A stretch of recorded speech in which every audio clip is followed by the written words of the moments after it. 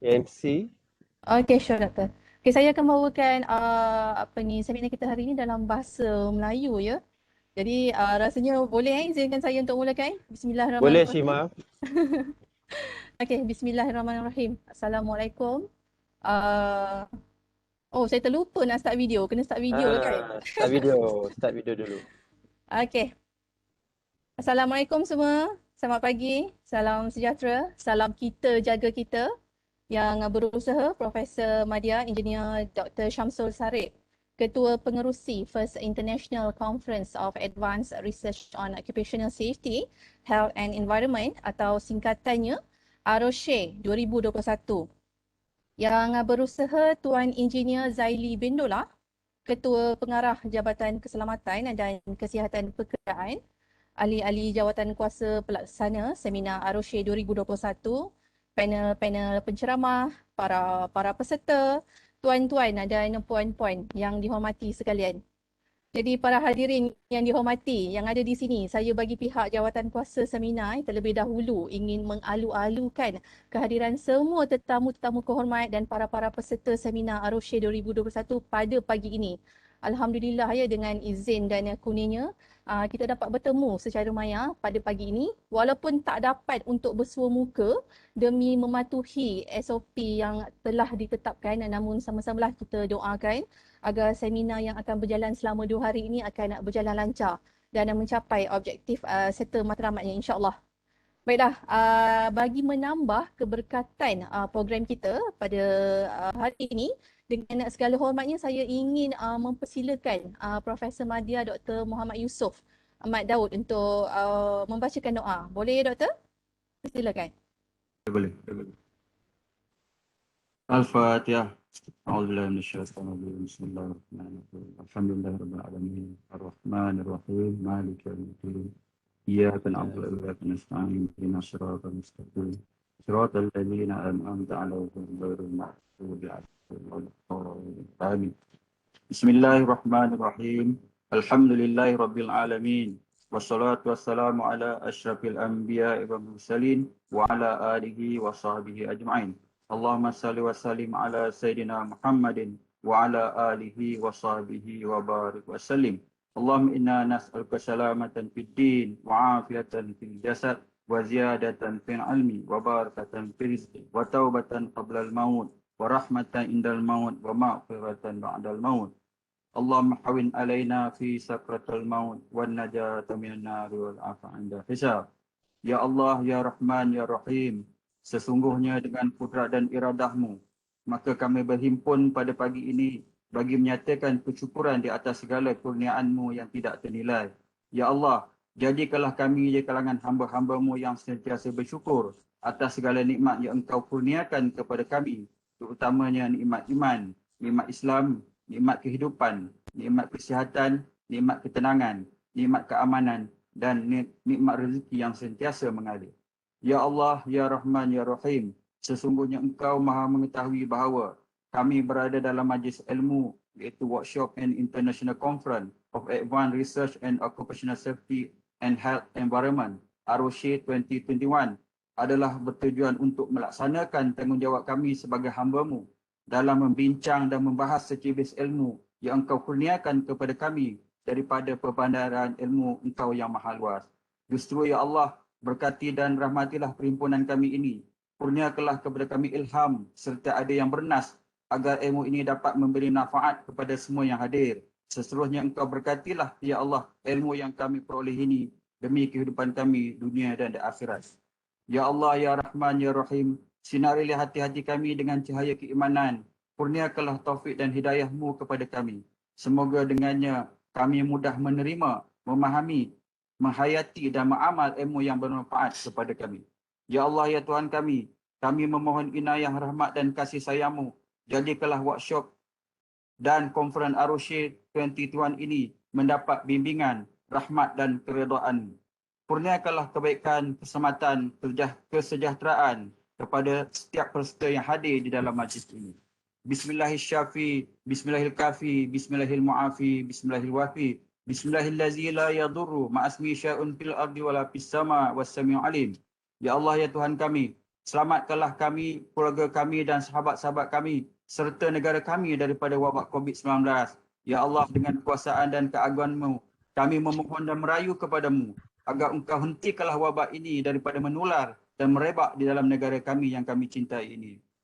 Allahumma inni na'udzubika minal baras wal junub wal juzam wa min sayyi'il asqam. Rabbana atina fid dunya hasanah wa fil akhirati hasanah wa qina azabannar. Wa sallallahu ala sayyidina Muhammadin wa ala alihi wa sahbihi ajma'in. Walhamdulillahi rabbil alamin. Amin. Wabillahi taufiq wal hidayah. Assalamualaikum warahmatullahi wabarakatuh. Waalaikumsalam. Warahmatullahi wabarakatuh. Terima kasih ya PM Dr. Muhammad Yusof di atas pimpinan bacaan doa itu tadi. Baiklah, seterusnya dipersilakan Ketua Pengerusi AROSHE 2021, Profesor Madya Engineer Dr. Syamsul Sarip untuk menyampaikan sedikit ucapan sebagai pembukaan program kita. Dipersilakan Doktor. Terima kasih Puan Shima. Boleh dengar ya? InsyaAllah boleh. Dengar? Alhamdulillah. Terima kasih kepada Dr. Yusof yang membacakan doa pada pagi ini. Terima kasih kepada organizer. Bismillahirrahmanirrahim. Assalamualaikum warahmatullahi wabarakatuh. Thank you to IR Dr. Haji Muhammad Khairul Ruslan, Technical of First International Conference Advanced Research on Occupational Safety and Health Environment 2020, to our chair, TS Dr. Sa'din Abdul Aziz, and then to our speaker, Dr. Halim Shah bin Hamzah from Razak Fakulty Teknologi Informatik UTM Kuala Lumpur, and all participants. Okay,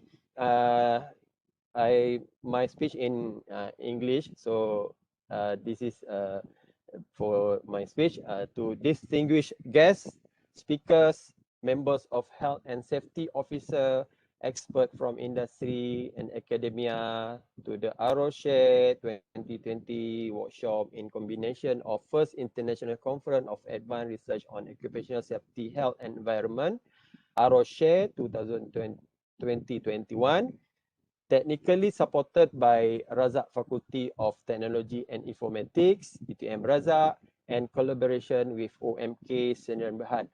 All welcome to the workshop with the title New Challenges of Occupational Safety and Health and Environment in the Industry 4.0 era.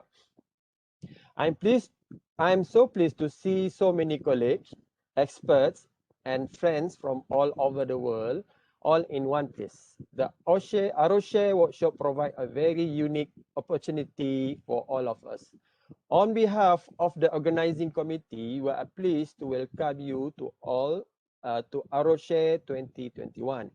It gives us real honor and privilege to serve as the general chair for this workshop.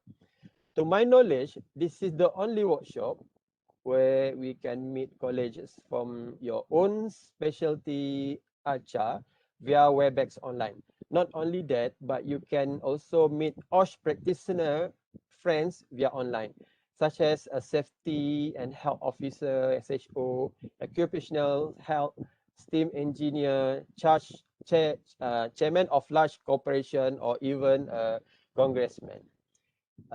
Your strong support and active participation have made the AROSHE 2021 a record-breaking event.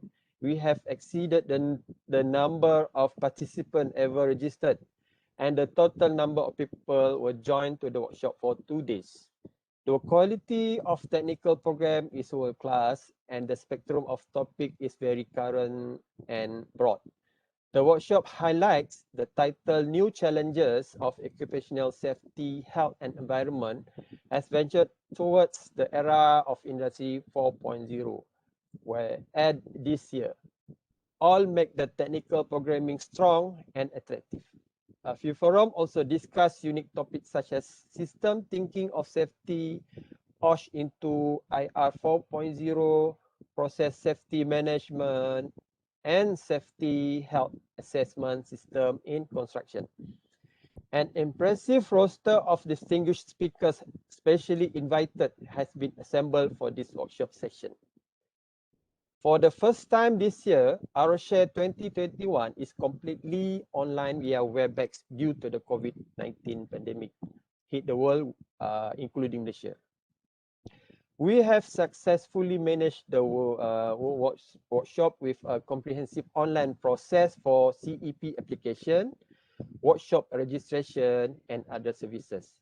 As I noted earlier, the response capabilities we are developing for the response that we are developed for well-being is undergoing. These 2 days of training can be utilized by you, and I'm overwhelmed by the support of all of you. Thanks to the committee who worked hard in making this workshop a success. I look forward to productive discussion at this workshop and on topic of interest to all groups. Thank you. Wassalamualaikum warahmatullahi wabarakatuh. Thank you very much. Terima kasih PM Dr. Syamsul di atas ucapan itu tadi. Okey, baiklah. Para hadirin sekalian, sepintas lalu saya bacakan acara kita pada hari ini. Kita akan mulakan program selepas ini dengan sesi pertama bersama dengan Dr. Halim Shah bin Datuk Hamzah. Seterusnya ucapan perasmian oleh Tuan Engineer Zaili bin Dola. Dan kemudian kita akan berehat selama 15 minit ya sebelum diteruskan dengan sesi kedua oleh Profesor Madya Dr. Shazli bin Fati, dan kemudian kita akan berhenti untuk makan tengah hari dan solat Zuhur selama 2 jam. Okey, untuk sesi kedua dan sesi ketiga akan diteruskan oleh Encik Aziz bin Basiran dan insya-Allah pada jam 2 petang. Jadi mohon semua peserta bersedia lebih awal lah kalau boleh untuk memastikan program kita berjalan mengikut jadual. Jadi kepada para peserta, sebab tadi saya nampak di ruangan chat ada yang tanya pasal link kehadiran tu. Okey, borang kehadiran, link kehadiran dia akan disediakan oleh pihak penganjur untuk setiap sesi yang dihadiri. Jadi setiap sesi akan diberikan pautan yang berlainan. Betul doktor? Setiap sesi dia ada pautan yang berlainan. Jadi boleh didapati di ruangan chat tu nanti. Okey.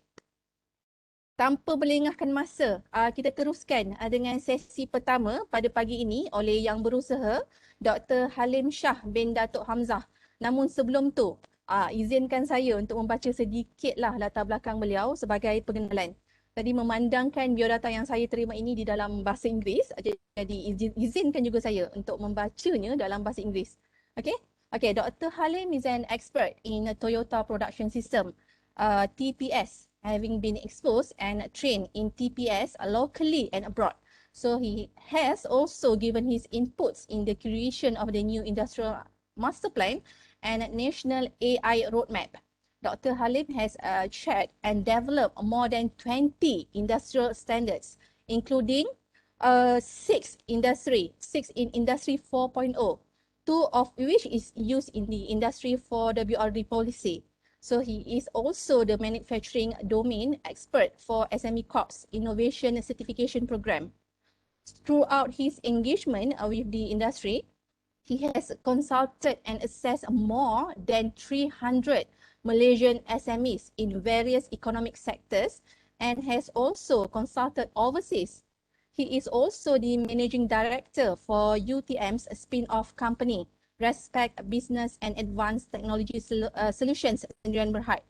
Respect is a management consultation firm and is one of 6 government-appointed assessing bodies for Industry 4.0 readiness.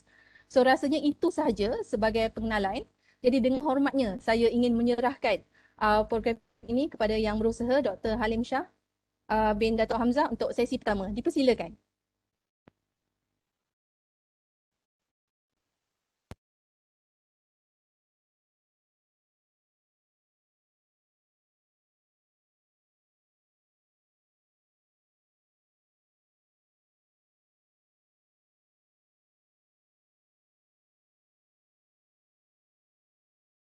Boleh dengar ke? Clear, boleh doktor.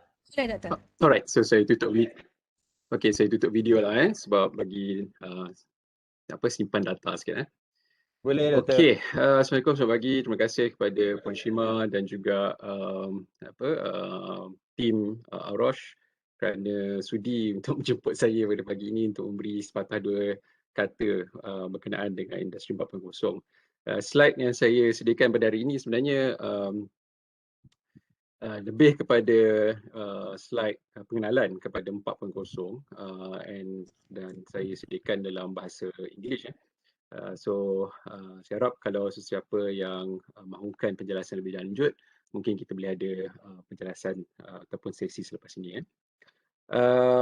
So dengan izin saya akan mulakan saya punya sesi pada pagi ini dalam bahasa Inggeris. Okay, so saya akan mulakan pagi ini dengan sebuah puisi, poem.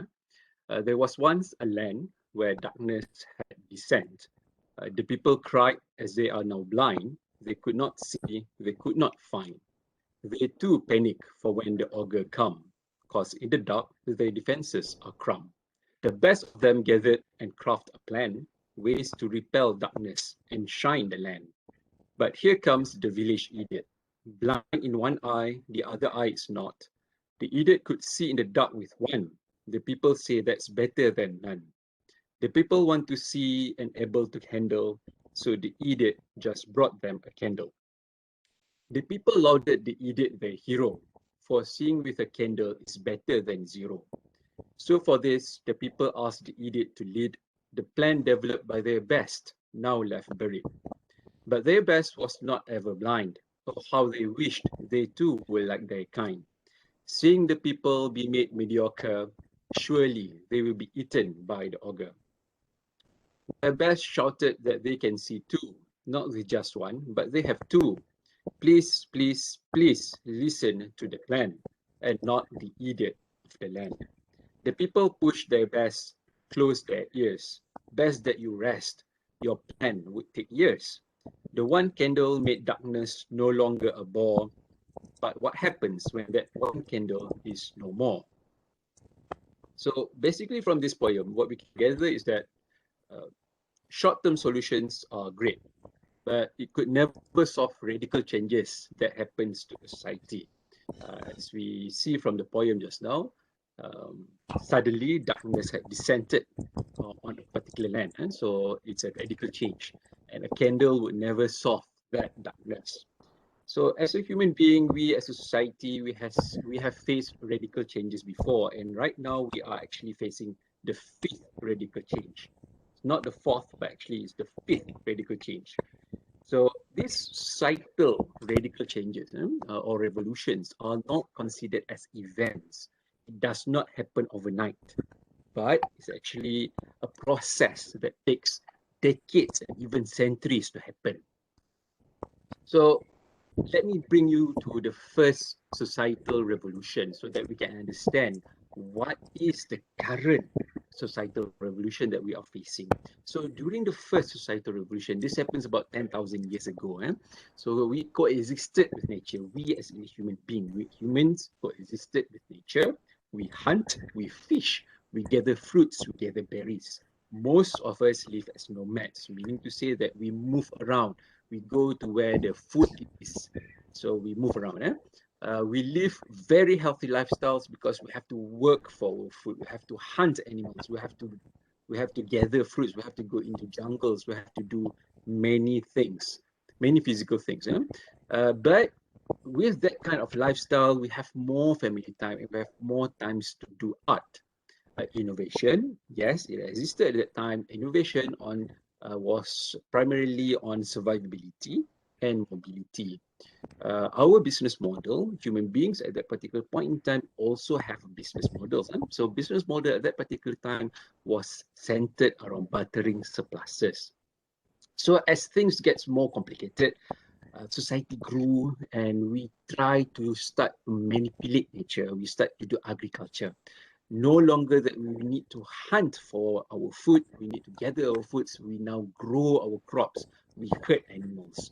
And most of us, instead of living as nomads, we settle down in settlements, which then grew into towns. So this advancement in food gathering, we now no longer need more people to do gathering of foods. We can herd animals, we can grow crops. So this more food, a surplus of food will actually create more job types, and this also created a new type of work, which is artisanal producers, which produce more goods. Humans also start to do trading with other settlements, and this gives rise to the interconnectivity of cities. So interconnectivity is not a 4.0 thing. It actually happens way back in our history, in human history. So this interconnectivity, it gave rise to the Silk Road, that's trading by land. The Silk Road is actually a land route which carries luxury goods, and of course by sea. The most famous of which is the Indian Ocean trade, which Malaysia, we are part of this particular trade. We do a lot of mass goods trading at that particular point in time. We're talking about 8,000, 7,000 years ago. So this interconnectivity of cities, of settlements, also brought viruses and plagues, as well as trade spies. So the issues with plagues, with viruses, with corporate spies is not a 21st century issue. It happens way back in human history. So as we grow, we know that farming is super hard. So what do? We capture others to do it for us. So this particular part of human history is a very dark part of the human history, where we actually start to do slaves. We start to acquire slaves to do farming for us, because farming is super hard. Workers have less family time, less arts time, and now they have a new type of society, the wealthy elites, which starts to gather luxury goods. In terms of innovation, human beings at this particular point in time started to focus more on seafaring, irrigation, and agriculture, including biodiversification, which means that we try to introduce new species to a new particular area. The most famous example would be the Americas, where in one particular point in time, they do not have access to horses even. So it was brought to their land. It's a form of biodiversification. The business model at this particular point in time, of course, it becomes more complicated. Instead of just bartering surpluses, now we have inter-town trading, because we have towns now. Okay, so this also includes a regional trade. So as you can see, things get more complicated. So of course, we as human beings, we do a lot of innovation, and things get more complicated than this. So as we grow as a society, we start to industrialize nature. So once we start to industrialize nature, we tend to favor working more in mines, working in factories. Our cities, our towns now grow into bigger cities. And instead of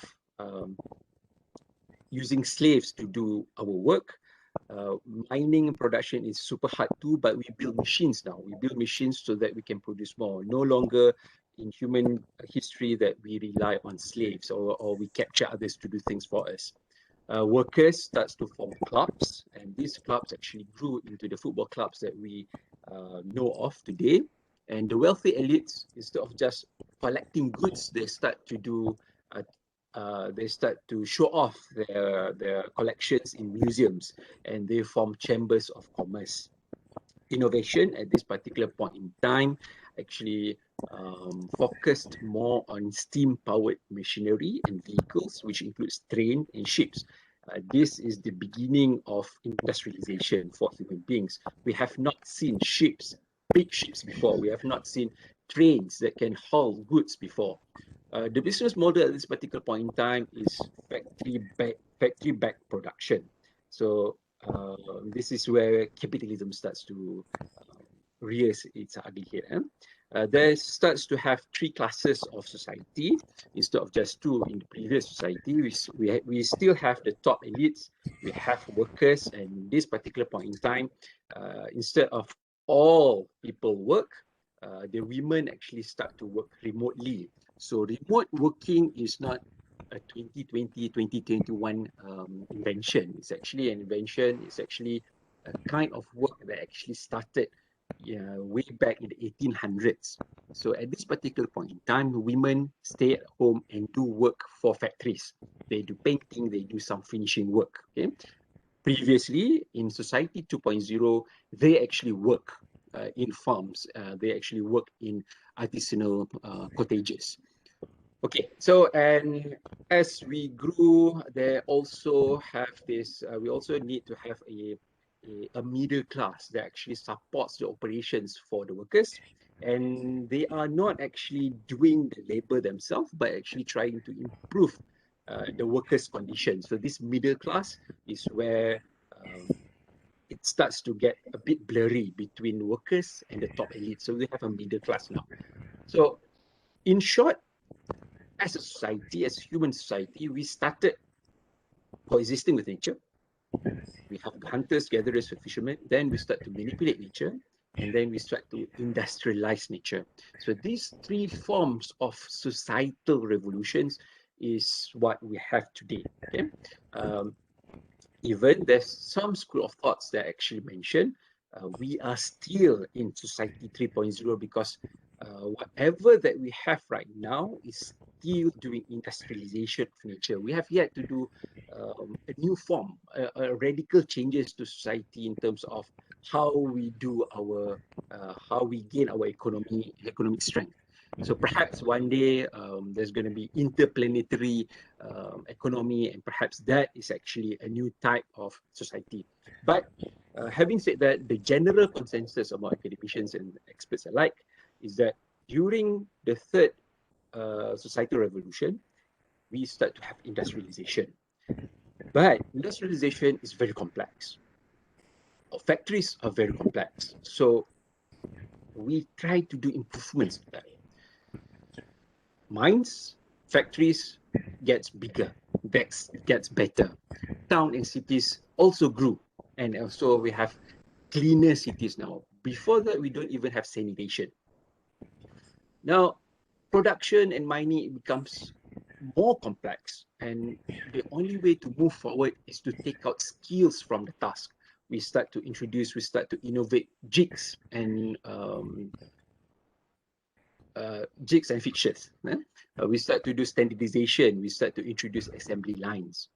The workers from clubs, they form unions, and a new type of economic strength or financial strength actually grew out of this, and we start to produce mass-produced goods. Before that, it was very artisanal. Artisanal meaning that the volume is quite low. So now we have mass-produced goods.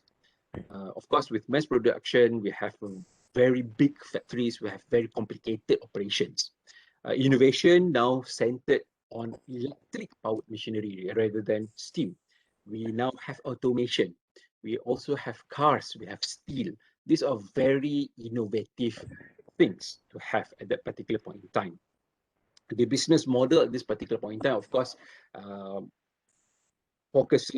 still focuses on trading, but the only difference is that corporations now own technology. Before that, technology was owned by inventors or innovators. But now, corporation starts to own technology.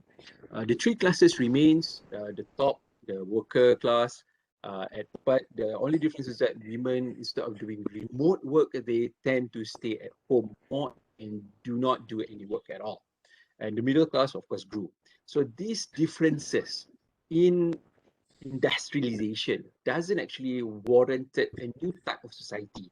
So how do we differentiate this? This is almost the same, but how do we differentiate this? This is where we start to do industrial revolution. So the first start of industrialization is called the first industrial revolution, and mass industrialization is where we have Industrial Revolution 2.0, both of which is still under the umbrella of Societal Revolution 3.0. Now, moving on to Industrial Revolution 3.0, we are now at 4.0. This actually created a new type of society where we crave for information, we crave for data. So at this particular junction in time, Industrial Revolution 3.0 talks about the industrialization of information. If you remember, at Society 3.0, we talk about the industrialization of nature, of resources. Then we move to mass production. Now we are talking about the industrialization of information. So what do? Our factories are now interconnected. We have recycling now. We start to do sustainable development. We have sustainable mega cities. We not only do we have cities, connected cities, but we have sustainable mega cities. It's much bigger. we start to do outsourcing, we start to do offshoring, we do nearshoring, we start to have just-in-time global supply chains. So things gets very complicated now. At this particular point in time, we have mass customized goods instead of mass production or mass produced goods. We start to have mass customized goods. What does it mean? It means that we can start to choose the features of our product. We start to choose colors. Before that, we cannot do anything about it. If we want to buy a product, a goods, whatever the factory is producing, that's our only choice. But at this particular junction in time, we start to have choices. Innovation at this particular point in time focuses more on computers, on connectivity, transformation from manual to digitalized and virtualized. So when we talk about society 4.0 or industry revolution 3.0, this is where we have computers. When we talk about automation, it's actually something that happened way before. It happens during industry revolution 2.0. The business model at this particular point in time talks about digital economy, and the three classes remains the same. I have one question.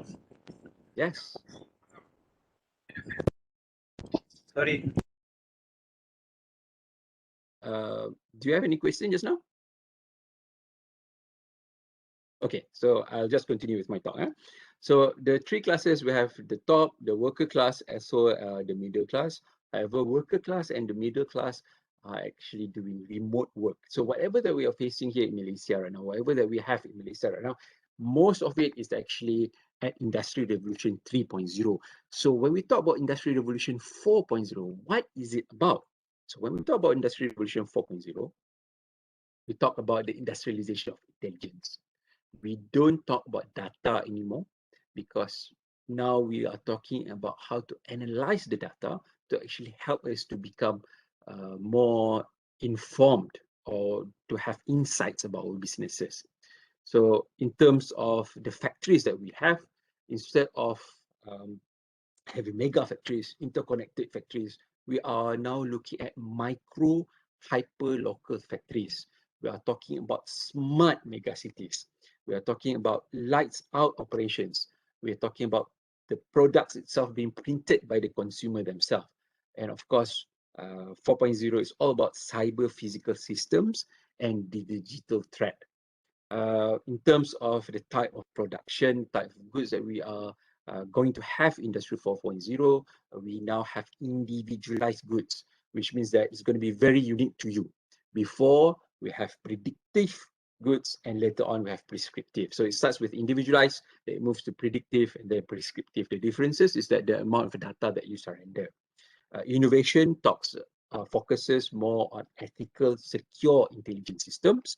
We talk about the transformation from AI, artificial intelligence, to super intelligence. We talk about the decentralization of decision making. We talk about machine empowerment. We talk about the biologicalization of CPS. Biologicalization means that we try to mimic nature. We try to look at natural systems and try to bring that system, try to mimic that system into production. The business model talks about the enterprise of one. We talk about sharing economy now. We talk about the gig economy. We talk about the reputation economy. And the three classes remains the same. We have the top elite, we have the worker class, and now the middle class actually made up of, it's possible to have a middle class that is made up of gig workers or human cloud. Gig workers in Malaysia right now, we seldom talk about those who are doing delivery, but that is only one type of gig workers. There are three types of gig workers: digitally enabled physical work, such as delivery guys for Foodpanda, for Grab, for Shopee, Lazada. Those are gig workers, but they are not the essence, the true essence of gig workers. Because when we talk about gig workers, the idea is actually we have freelancers, we have engineers that works for 10 companies and stay at home, things like that. All right, now, when we try to visualize this in one particular diagram, we come up with this particular diagram. And so we have 5 types of society now, and we are now in the 4th industrial revolution. So the type of economic activity that we are doing right now is influenced by the innovation that is being adapted or adopted by society, as well as the type of jobs that we have in our society. So if you were to look at articles and look at government policy, we can see that the government is trying to increase work in new sectors. It's trying to open up new sectors so that we can balance out those jobs that is going to be replaced by automation with new type of work. All right, now let's try to understand more about Industry 4.0. So from a definition point of view, what is Industry 4.0? Industry 4.0 actually is the current trend of digitalization of data and information exchange using advanced technology where everything is connected and collaborated in real time through a cyber physical system. So it is actually an evolution or some radical changes from 3.0. 3.0 talks about data, 4.0 talks about how we manipulate this data so that we get the best out of it. Okay, so data is the new oil. Okay, yes, data is the critical aspect of Industry 3.0, but Industry 4.0 builds on that. Okay, so we need to have data. Through my experience going to companies, going to factories, going to shop floors, data is not king yet. So we need to do some radical changes on our part as well. So what are the common industry issues that can be mitigated, that can be solved using 4.0? Let's talk about the 4 M's, manpower, machine, material, method. So when we talk about manpower, we talk about manual handling, we talk about documentation, we talk about attitude, efficiency. These are the things that can be solved with 4.0. And as you can see, those things, those items that I have highlighted in bold actually relates to how we treat safety and health in our occupation. Because of course, when we do manual handling, there's going to be a lot of risk in terms of safety and health. And of course, our attitude at work, the level of discipline and ethics that we have during working hours, that actually translates into how many injuries we face. So in terms of machine related, we talk about breakdowns, we talk about the actual condition, actual wear and tear that we understand from the machines. We have spare parts availability because of the real-time condition of the machine. We can understand that. We have insights to that. In terms of materials, of course, we talk about inventory control. We talk about supply chain, value chain, visibility. Supply chain, value chains are two different things. We talk about part supply management. In terms of method, we talk about production control intelligence. We no longer have a production planner. We talk about automated production planning. We talk about marketing intelligence, where we actually able to pinpoint a particular customer segmentation and provide niche or focused or individualized services to that particular group of people. We talk about data management and visualization. So these are all the things that common issues that we are facing in our operations today that can be solved with 4.0. So in terms of policy, Malaysia has a policy on this. Policy means that a government level strategy and national strategy. So the industry forward policy is a strategic document by MITI, Kementerian Perdagangan Antarabangsa dan Industri. It talks about the proactive measures to transform Malaysian manufacturing industry and its related services to be smarter, more systematic and resilient. So when we talk about industry forward policy, we talk about the enabling elements, the 5 enabling elements. We talk about the financing, we talk about infrastructure, we talk about regulation, skills and talents, as well as technology, funding, so financial, meaning that government is investing in a lot of automation so that companies or factories can get smarter. We have rolled out many 5G infrastructure throughout the country so that we can reap the best out of IoT and so on. One of the key things about industry forward is the type of technology that we consider as enablers. There's going to be a lot of technology that is related to the 4.0, but however, these 11 technologies that the government has actually highlighted or for this particular policy is actually the foundation of which many more new technologies going to be. Okay, so when we talk about 4.0 in Malaysia's context, we talk about how to use these 11 technologies first. Okay, of course, with certain industries, certain supply chains, there needs to be blockchain as well as part of the supply chain traceability. For instance, if we talk about construction, if we talk about halal supply chain, so we need to know where does the raw material actually comes from. When we talk about mining, when we talk about timber industries, timber sectors. So these are a new type of technology. Blockchain is considered new. So it's actually a supplementary technology to the 11 that that the government has actually highlighted for industry forward. Moving forward, we understood that all these enabling technologies, 11 plus more, many more to come, will actually be catalytic, will actually be, will make the transformation to 4.0 easy. So when we talk about the fourth industrial revolution, we know that we as India experts in 4.0, we understood that it will reach maturity in 2035. So what does that mean? It means that by 2035, there's going to be a new type of industrial revolution. So we have to do that now. We have to make that journey now so that we don't get left behind. If in 2035, we have yet to move to 4.0, and the world has moved to Industry 5.0 or a new type of industry altogether, we are going to be left behind. And this is never a good thing to be left behind. So with all this new technology, with the need, the push, the criticality of transformation, we understood that there's going to be a new type of business model where we have new next generation methods, focusing more on agility and lean. We have next generation innovation that focuses more on reputation-based and service-oriented innovation. And of course, we have next generation technology that comes into play. We're talking about digital and smart, and we are moving towards data-driven operations, regardless of the sector.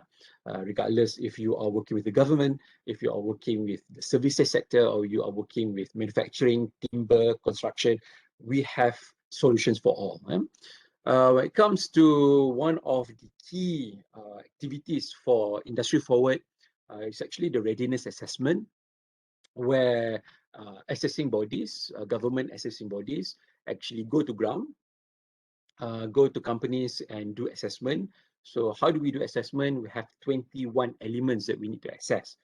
There are iterations where we assess 30 elements, but the other 9 elements are considered as bonus. So the main priority for the government right now is for the 21 elements, which is based on people, process, and technology. So beyond that, after we do the assessment, what is it that we do? We will come up with proof of concept. How do we transform this particular company? What are the technologies that are needed for this particular company? What are the roadmaps needed for this particular company so that it can do reskilling revolution, so that it can prepare its manpower, so that it can prepare its fundings, its cash flow, its resources? How best to utilize this and to make sure that the technology that they actually invest in are not going to be white elephants in the future. So beyond Industry Forward, there's also Construction 4.0 strategic plan, which is under KKR, Kementerian Kerja Raya, and it's actually a collaboration between KKR and SIDB. So Construction 4.0 strategic plan actually talks about the how to use 12 technologies, 12 specific technologies for the construction industry. Okay, so it talks about prefab, it talks about AI, it talks about blockchain, talks about using building information in modeling, BIM, and of course, it's a very thick document, so you can read this on your own. But what I'm trying to focus here is in terms of the technology that's going to be revolutionizing the construction industry. Where does this 12 technology gonna be implemented? So when we talk about the horizontal supply chain or value chain, or the project life cycle of a particular construction project, it will actually take place from stage 0 up until stage 7, meaning to say that the entirety of the project will be embedded with 4.0 technology, which from the 12 actually has been clustered into 3 main categories, which is simulation and modeling, digitalization and visualization, as well as smart construction. Smart construction is basically trying to implement smart factory technology into construction. So the future of the construction industry in Malaysia is also going to be different. If you talk about Industry 4.0 is going to be catalytic in changing factories in Malaysia, Construction 4.0 strategic plan will do that for the construction industry. The idea is that the reliance on low-skilled labor, we're going to stop that in the future so that we can increase the contribution of skilled labor as well as those with tertiary education. Now, in terms of the traits, sifat industri 4.0. So again, let's just rewind back a bit. Remember this chart, remember this diagram I showed you just now, talks about how we evolve. We make, sorry, it's not evolve, it's revolution. So it's two different things. How we actually make radical changes as a society. We have done that 5 times now in terms of changes or radical changes in the industry. This is the 4th time we're doing this. So when we talk about Industry 4.0, we need to focus in terms of just the 4 types of revolutions that happen in Industry 4.0, that happens in the industry. So by doing this, we try to look at what are the traits, what are the differentiations, apa yang membezakan antara industri 1.0, 2.0, 3.0 dan 4.0.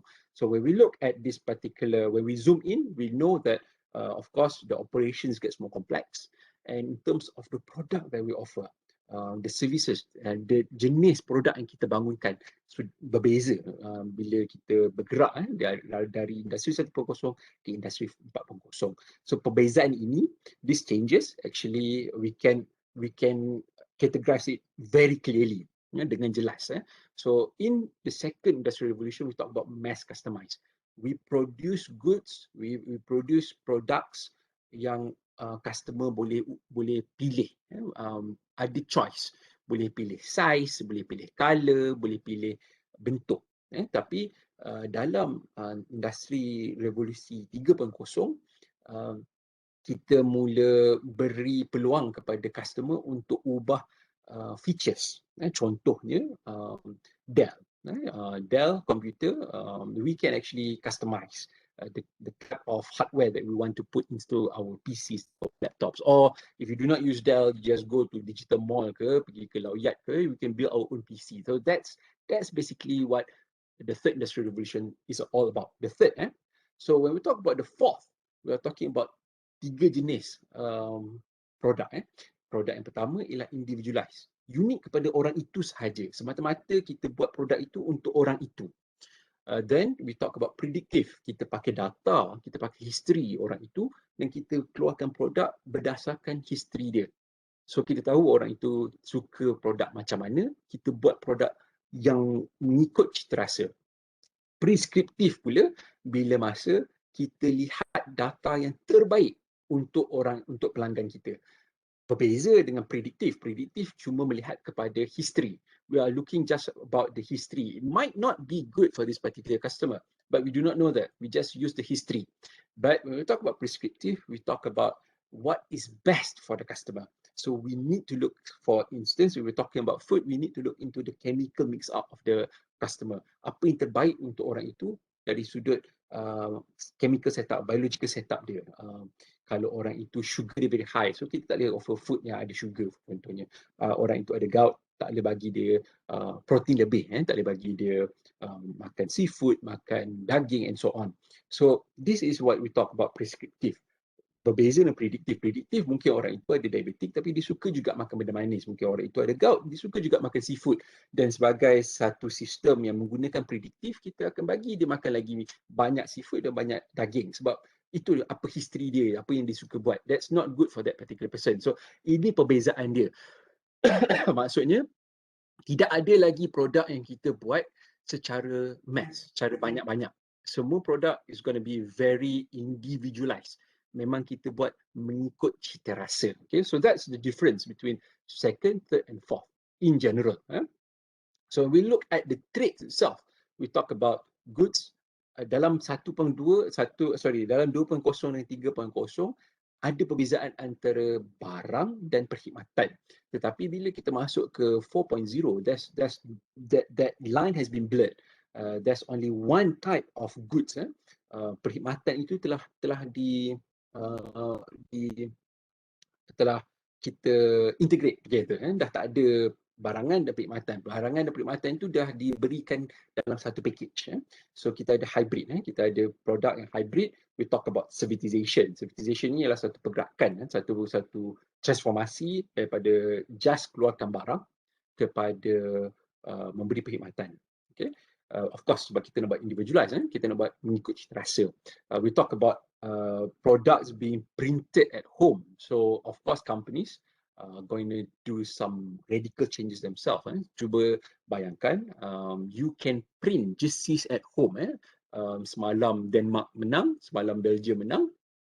Hari ini semua print jersey Belgium contohnya. Dah tak nak pakai jersey Russia contohnya kan. So that's the reason why companies contohnya Adidas, Nike, they are actually experimenting on this. Di mana jika customer ataupun consumer boleh cetak sendiri jersey di rumah, they won't need to have Nike factories anymore. So apa dia orang nak buat kan? So as a company, of course they need to move up the value chain. Maksudnya daripada jual jersey, sekarang ni mereka mungkin kena jual cartridge. Cartridge maksudnya benda yang kita nak guna bahan untuk kita print jersey itu. They need to sell the design of the jersey. And of course, bear in mind this needs to be individualized. Maksudnya dah tak ada size S, M, L semua. It's gonna fit to your body perfectly. So of course these are the things that will happen in your living room, in your bedrooms. Dan tidak lagi berada di kilang. So ada shift yang besar yang terjadi. So bila benda ini terjadi, kita juga akan ada platform, online platform di mana kita boleh co-create, bersama-sama membangunkan produk. We can co-create, we can co-develop, we can co-design products. So this has never ever happened before for the mass. Okay, selalunya kita boleh design satu perkara yang memang unik. Contohnya kita boleh buat design kabinet. Kan? It's very unique to us. But untuk design baju, mahal lah kan. Untuk design baju kita kena pergi ke tukang. So now just imagine that every mass goods is going to be individualized seperti itu, and you have access to the design process through an online platform. Of course, all of these changes is going to be difficult to patent. So the patent guys, of course, they are thinking about how to do patent in the future. Okay, itu bercakap dari sudut produk. Dari sudut proses pula, kita juga akan ada banyak perubahan. Contohnya daripada figure ini, those operations which is in yellow boxes, those are the types of operations that we have right now. Kita ada jenis project which is one-off, and construction industries are actually projects because it's one-off. Lepas tu kita ada job shop, kita ada batch production, kita ada mass production, kita ada continuous production. There's a difference between mass and continuous. Mass ada henti-henti juga. Continuous, you are talking about 1 million parts a day or more. So kalau kita nak guna pakai di negara kita, pembuatan kereta is mass. Pembuatan barang elektronik, pembuatan glove are considered continuous. Walaupun dari sudut teknologi, production of kereta dan juga elektronik berada pada high technology manufacturing. Okay, so lepas kita ada dalam operation di dalam kotak kuning tu, kita start to move towards operation dalam kotak-kotak biru tu. So daripada continuous, we try to move to flexible factories, flexible production lines. Satu production line boleh buat macam-macam produk. Yes, there are companies that are doing this right now, and it's pretty common. After which that idea actually evolves more. Dia membuat evolusi lagi, dia menjadi reconfigurable and focus flexibility pula. Satu production line tu, satu kilang tu ada satu production line je, macam-macam produk buat kat situ. And the entire line can be changed. Ada macam for those of you who are in the tooling world, macam stamping semua kan, kita ada change over dies, macam itulah production line tu akan ada change overs. So that's reconfigurable. Nak buat production banyak boleh, nak buat kecil boleh. So it's very agile. But that is not 4.0 yet. So 4.0 is where we start to have yang kotak paling atas tu, we start to have personalized production. So the idea here is that we don't have assembly lines anymore, because assembly lines are meant for mass production. Nak buat barang banyak. Sekarang ni kalau kita nak buat barang yang sikit, kita tak perlu lagi ada lines. Kita perlu ada banyak sel yang print barang. Okay, so that condition is where we call it factories with craft mentality. Kilang tapi bertukang. Okay, macam kalau kita tengok tukang kayu, memang skill. Tapi dia tak boleh buat secara mass. Tapi sekarang ni the idea is that that skill is going to be automated with AI, with SI, super intelligence, and we're going to put it in a factory setting. There are things that we cannot print at home, and there we still need factories. There are things that we can print at home, there are things that we cannot print at home. So for those things that we cannot print at home, of course, we need factories, and these are the type of factories that we will have in 4.0.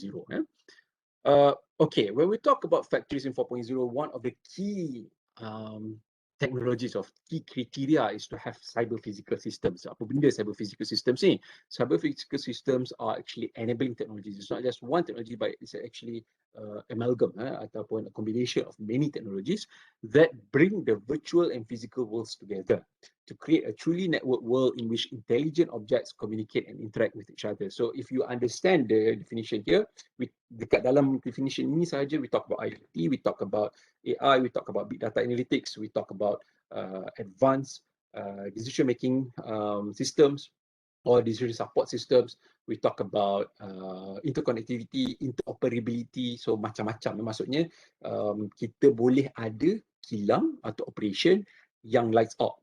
Maksudnya kita boleh buat kilang tu lights out, maksudnya gelap lah, tak ada orang bekerja, semua machine sahaja. So that's the idea here.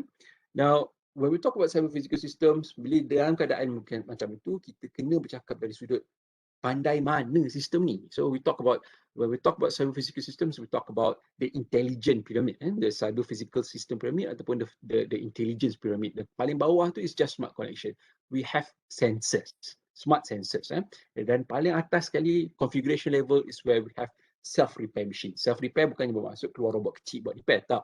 Maksudnya dia boleh buat resetting sendiri, dia boleh auto reconfigure diri sendiri. There are rumors talking about the F-22 Raptors are actually self-configured machines. Maksudnya dia boleh buat automated configuration without the fighter pilot punya consent. So fighter pilot tak suka lah. Bila fighter pilot tak suka, this particular intelligence has been brought out from the Raptors. But the idea is that for factory machines, instead of coming to us or prompting us that they have issues with their wear and tear, it performs the repairs themselves, self-configurations themselves. So this intelligence, when we talk about the data that we need to do this intelligence, we talk about moving from ad hoc reporting. Ad hoc reporting ni bila ada data, bila ada benda, kita kumpulkan data dan kita create maklumat, information. So that's ad hoc reporting. From ad hoc reporting, we move to business intelligence. Selalu orang sebut BI, business intelligence. That is not 4.0. 4.0 is where we have business analytics. Bila kita mula ada predictive analytics dan juga prescriptive analytics. Predictive dan prescriptive ni macam saya mention tadi, boleh tahu bila akan terjadi dan apa nak buat bila benda itu terjadi. Dan of course, beyond this, they don't need us anymore. It becomes autonomous systems. Tak perlukan manusia untuk intervene. Human workers are not needed anymore. So this is the data punya side daripada CPS intelligence. From the intelligence, datang daripada mana kepintaran itu? Of course, kena datang daripada data. Jadi data itu amat penting. Sekarang ini kebanyakan syarikat di Malaysia, kita baru nak bergerak ke BI, business intelligence. It's okay, but we need to move on further to business analytics when the time comes. Jauh beza dia, memang tinggi beza dia. Okay, kenapa kita kena buat semua ni? Sebab dengan data, with data, we are able to end the blind man and the elephant scenario. Blind man and the elephant scenario ni ada satu cerita lah an elephant in a dark room is being examined by many scientists. Ada yang pegang dia punya kaki, ada pegang badan, ada pegang dia punya gading, ada pegang dia punya belalai, and everyone thinks it's a different thing. So that's what we are right now with data. Kita tak tahu customer kita macam mana sebenarnya. So with proper business analytics, with proper big data analytics, we are able to end this scenario. We know our customers very well. So why do we know to know our customers very well? Because we are trying to move towards individualized products and services. Of course, individualized products and services would require radical customization as well. Now, as from a that is from a market behavior, societal push perspective. Society nak buat benda ni. Kita pun as a customer, we want to do this. We want to have individualized products. We want products that fits us perfectly. So from the factory point of view, from the operations point of view, this can be done through personalized production, where we can have two types of production. Two types of personalized production. One is self-printed by the consumers. The other is where we have ultra flexible print cells. Macam saya mentioned tadi, instead of we have one assembly line, we have many printed cells, print cells. So in order for us to do this personalized production, of course, we need to have lean, agile, and resilient operations, which is focusing on lot of one. We need to have value innovation, focusing on civilization, and of course, we need to have hyper-local operations because we are talking about individualized community, individualized customer, as well as gig agents. So if value innovation, again, we talk about civilization, where we move from manufacturing to services. Companies are moving. Contoh macam saya mention tadi, Nike. Okay, personalized production, contoh lagi, we are talking about micro factories. Instead of having mega factories macam Tesla, the future is actually the other way. Micro factories, for instance, the company Arrival. So it's actually a commercial vehicle production company, which is made up of computer scientists. Ramai computer scientists lagi daripada engineers, manufacturing engineers. They do not have any blue collar labor. They have printed cells. Maksudnya is yang gambar tu itulah kilang dia. So it's very kecil, production dia pun tak banyak, tapi disebabkan oleh setup dia rendah dan dia cater specific to a particular community, it works perfectly their business model. Kalau dia set up dekat Perlis contohnya, dekat Kangar perlukan banyak van, so dia bawa van je lah. Kalau dia set up dekat Ipoh perlukan banyak bas, dia bawa bas. So that's the idea. So hyperlocal production. Of course, selain daripada hyperlocal production, kita also have factories in shipping containers. Nokia is one of it. That picture is actually inside the container. Maksudnya dalam container tu ada semua, is enough to produce in this case handphones. Of course, there are factories in a box where we actually produce medicine. This is for remote communities. We produce baju. Okay, talking about baju, Adidas is one of the companies that is pushing towards 3D printed products. Contohnya dalam gambar ni kasut. Kasut for the forward ni actually is not actually printed for you, but the technology to print this is there. The end vision of Adidas is to make sure bila you pergi kedai Adidas, you akan pakai baju, pakai seluar, pakai kasut yang di print di situ. Okay, tak dibuat dari kilang tapi di print di kedai. Alright, of course, when we talk about 3D printed food, 3D printed things, we need to talk about 3D printed food. What was once science fiction is now actually a reality. So if you do have the money, instead of buying Thermomix, just buy this, because this actually produce foods. Thermomix macam mixer blender. So now we're talking about actually printing foods. So of course, this is still in the infancy stage, but this is where we want to move forward. Even Mardi is looking extensively into printing halal beef.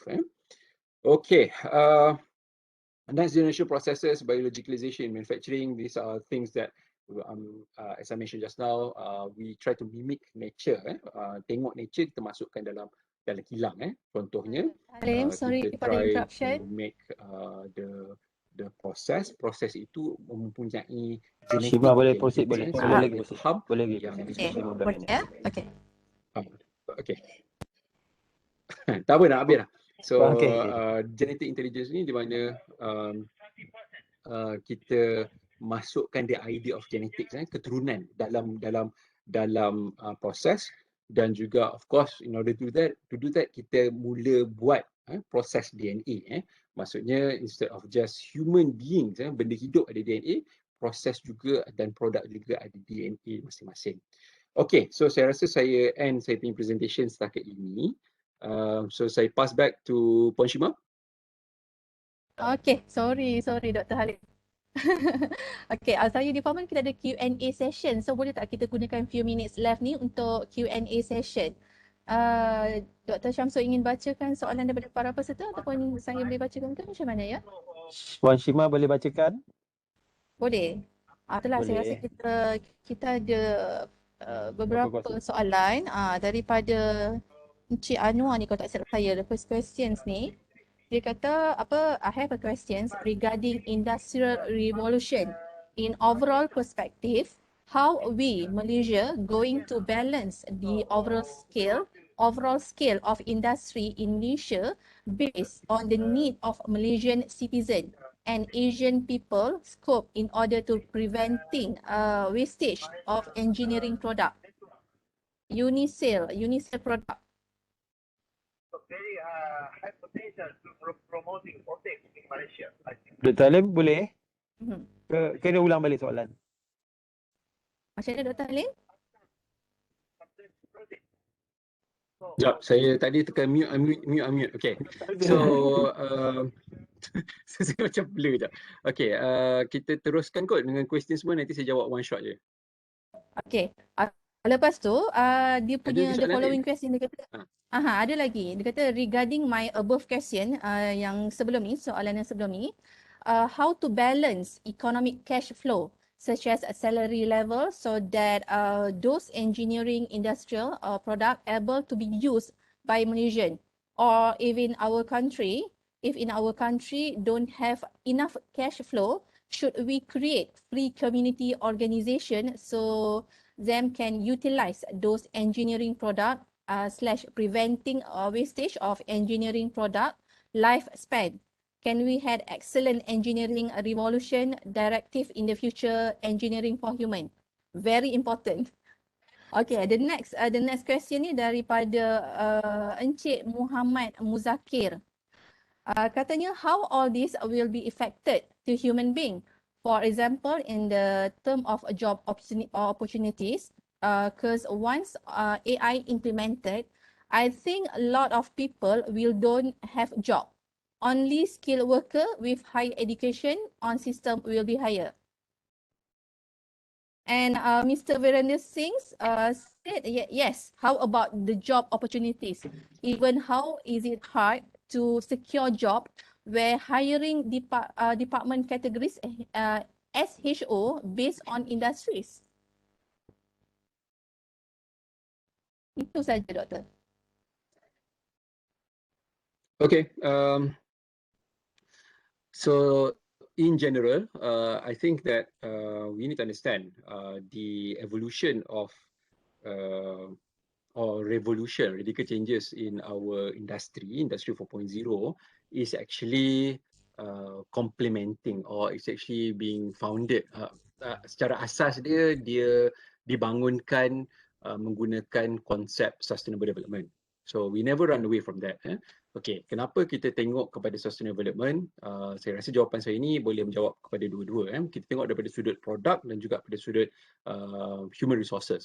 Okay, dari sudut produk, of course, when we talk about sustainable development, we talk about a closed loop supply chain.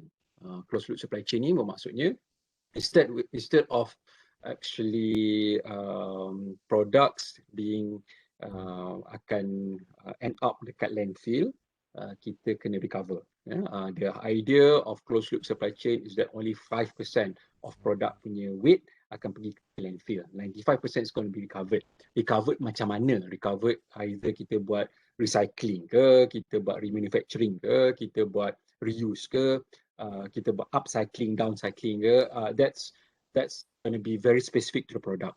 Now, when we talk about 4.0 and are we actually moving towards production of goods which is going to be obsolete ataupun produk yang akan tahan lama, dua ni akan sentiasa bergaduh.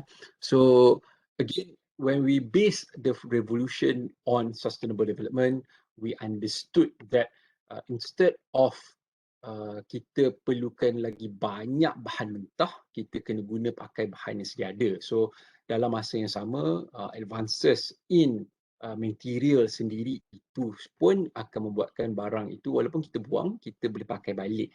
So when we talk about the engineering of human product, engineering of humans, yes, it's very important, and we know that we base our revolution ini kepada, kita sandarkan revolution ini kepada idea yang memang bahan mentah tak cukup. So memang nak tak nak kita kena buat lebih banyak bahan mentah baru, bukannya guna bahan mentah sedia ada. So bila bercakap dari sudut itu, kita faham yang produk yang kita buat ini walaupun dia akan jadi lagi mudah sebab kita print je, tapi bahan mentah untuk print itu datangnya daripada companies. If not, it's not going to be a Nike jersey for instance kan. So Nike companies pada ketika itu yang akan be responsible untuk kawal penggunaan bahan mentah itu. Saya harap itu menjawab soalan pertama. Soalan kedua in terms of skills. Okay. Memang betul bila kita berdepan dengan satu operasi yang kompleks, satu dunia baru yang mementingkan intelligence, dia akan memberi satu idea di mana orang yang tidak ada any knowledge akan disingkirkan, akan mendapat akan susah untuk mendapat pekerjaan. Yes, that's true. There's no other way untuk kita cakap. Memang betul lah itu, memanglah betul lah tu. Tetapi sekali lagi kita buat revolusi ini berdasarkan sustainable development. Sustainable development ada 3 paksi, ada 3 tiang. Tiang ekonomi, tiang environment dan tiang society. Kalau nak buat decision, kalau nak buat satu keputusan menggunakan filosofi sustainable development, maksudnya 3-3 ni kena sama rata kita ambil kisah, bukan sekadar ekonomi semata-mata. So if you were to move towards 4.0, bukan if, when you move towards 4.0, apa nak buat dengan manpower yang kita nak automate ni kan? Okay, so if this is just based on ekonomi, lantak lah kan. Tapi disebabkan oleh kita sandarkan revolusi ini kepada sustainable development, kita perlu buat reskilling. Jadi disebabkan oleh itu, kalau kita lihat government sendiri pun, kita ada macam-macam aktiviti reskilling. Dan as part of the future, masa depan, saya tak boleh nak cakap lebih banyak sebab polisi itu sedang dikaji dan disemak oleh yang berbahagia menteri. Tetapi secara ringkasnya akan ada satu polisi berkenaan dengan AI, artificial intelligence. Macam mana kita nak make sure semua orang kat Malaysia ni tahu AI pada peringkat masing-masing. Okay, kita tak nak buat semua orang ni jadi data scientist, tak. Tapi semua orang kena tahu macam mana menggunakan data. That is step 1. Step number 2, kita kena faham bila satu sektor tutup, akan ada buka sektor yang lain. Contohnya, bukan di kilang yang sama lah, bukan di tempat kerja yang sama. We need to move. Contohnya, semalam saya ada baca artikel pasal National Mineral Improvement Plan ke Transformation Plan, something like that. National Mineral Industry Transformation Plan. Satu plan, satu perancangan jangka masa panjang untuk ubah sektor mining kat Malaysia ni. Sekarang ni sektor mining kecil je kat Malaysia. Tapi kita nak bangunkan 100 kali ganda lagi besar. Dan 100 kali ganda lagi besar tu bukan kita nak cari orang untuk masuk dalam bukan nak masuk dalam mines, bukan nak masuk dalam lombong, tapi kita perlukan banyak worker level yang tahu macam mana menggunakan data. So moving forward, nak tak nak, we need to do reskilling. It's going to be a reskilling revolution juga. Ada dua kat sini yang kita kena faham, reskilling dengan upskilling. Reskilling maksudnya kita kena tukar apa yang kita faham dan tahu sekarang, kemahiran kita kena tukar kepada kemahiran baru. Upskilling daripada satu level kepada level yang lebih tinggi. So that's upskilling. We are not talking about upskilling here, we're talking about reskilling. Maksudnya, jika seorang itu sekarang ni bekerja clerical, tapi that job is going to be automated. So instead of just doing clerical work, we are going to reskill you to become a citizen data scientist. Citizen data scientist maksudnya data scientist peringkat rendah. So citizen data scientist boleh minta kerja di mana-mana sektor-sektor yang saya mention tadi, yang baru akan dibuka dan banyak peluang pekerjaan yang baru. Agriculture pun buat benda yang sama, timber pun buat benda yang sama, services pun kita move sekarang ni daripada traditional services kepada modern services. So ada banyak perubahan yang akan berlaku. Yes, COVID-19 banyak merubah dan membuka mata kita, terutama sekali working from home. It's possible for us to work from home now, and it's possible for us to move forward still working at home. Tapi tak ramai orang, tak ramai organisasi yang faham yang working from home inilah cara kerja masa depan. Tapi it's going to happen one day, one fine day. Tak zaman kita, zaman anak-anak kita ataupun cucu kita.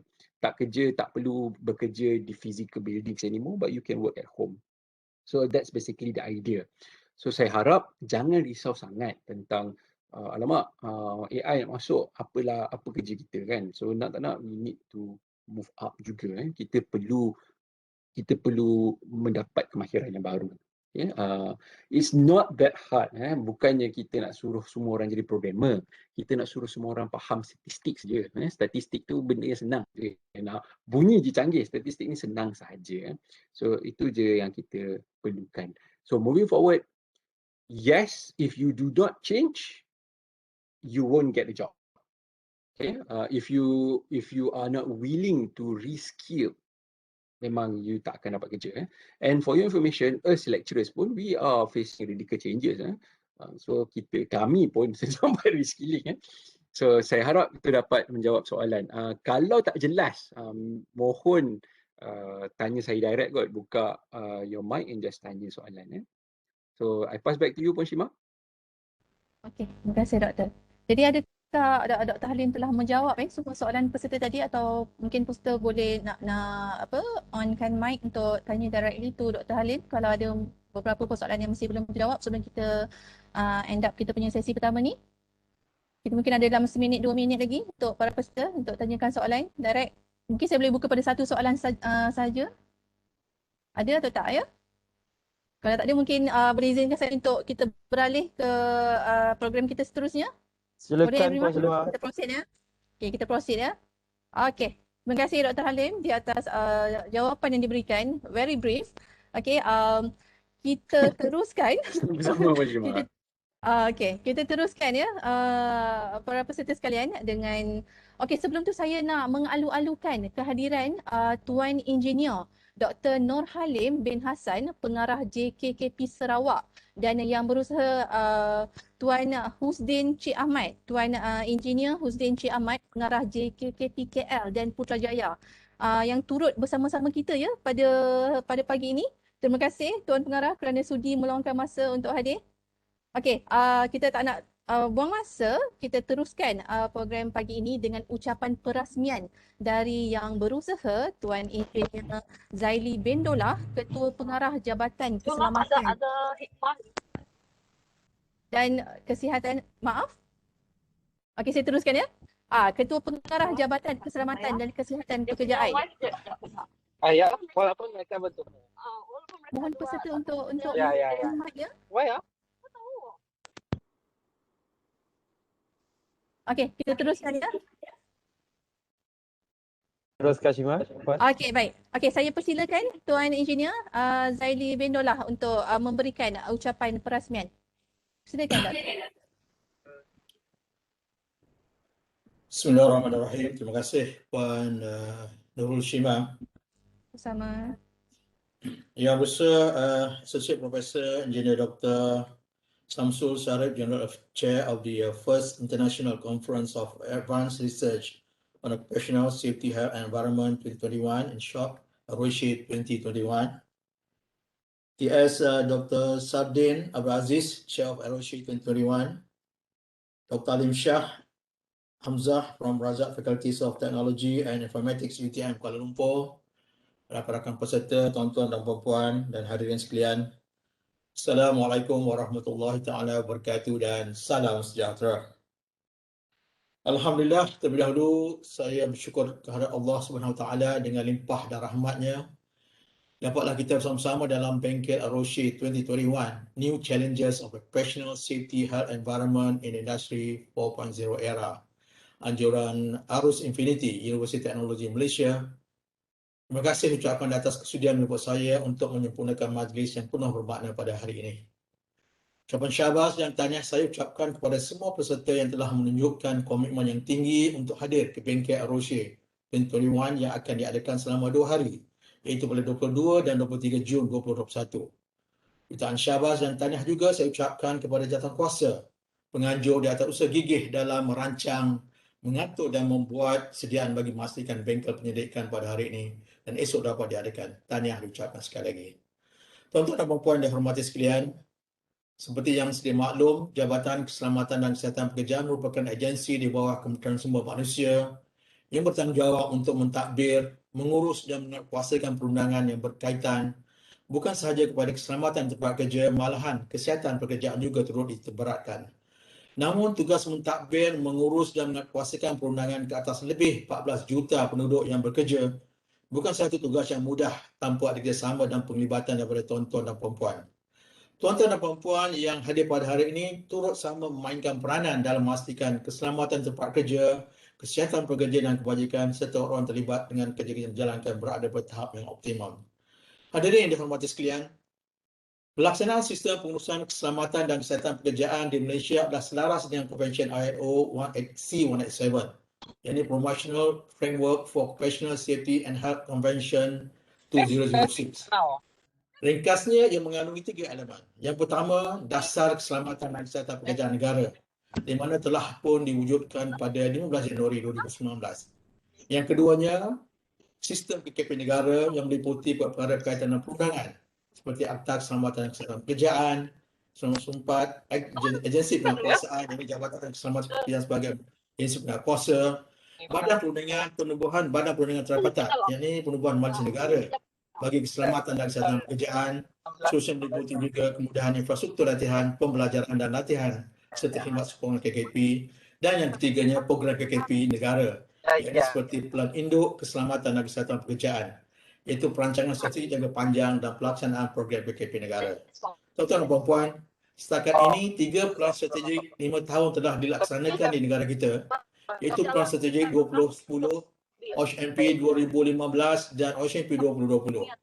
Bagi meneruskan usaha ini, Pelan Induk Keselamatan dan Kesihatan Pekerjaan Negara 2021-2025 atau ringkasnya OSHMP 2025 dirangka bagi menanjakkan tahap KKP negara ke peringkat yang lebih cemerlang, bertujuan melindungi sumber manusia yang merupakan aset terpenting dalam menjayakan program pembangunan negara bagi membantu merealisasikan matlamat wawasan kemakmuran bersama 2030. Revolusi Industrial keempat IR 4.0 adalah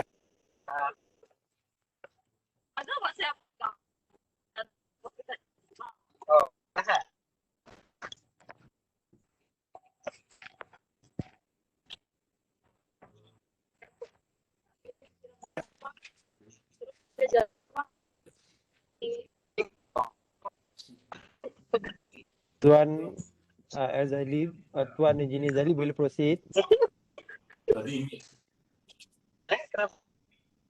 Mohon proceed, boleh.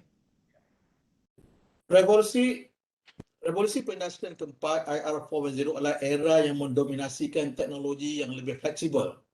Ianya mampu mengambil alih peratusan besar dalam penggunaan tenaga kerja manusia dalam pelbagai sektor perindustrian dan perkhidmatan. Seperti sedia maklum, IR 4.0 merangkumi unsur seperti digital economy, artificial intelligence, big data, robotik, blockchain, teknologi angkasa dan lain-lain lagi, termasuklah internet segalanya, Internet of Things. Menyedari kepentingan IR 4.0 ini, OSHMP 2025 telah digubal selaras dengan hasrat kerajaan dengan memasukkan elemen IR 4.0 ke dalam satu daripada 7 strategi, iaitu menerusi strategi yang ke-6, yakni memantapkan keselamatan dan kesihatan pekerjaan melalui teknologi.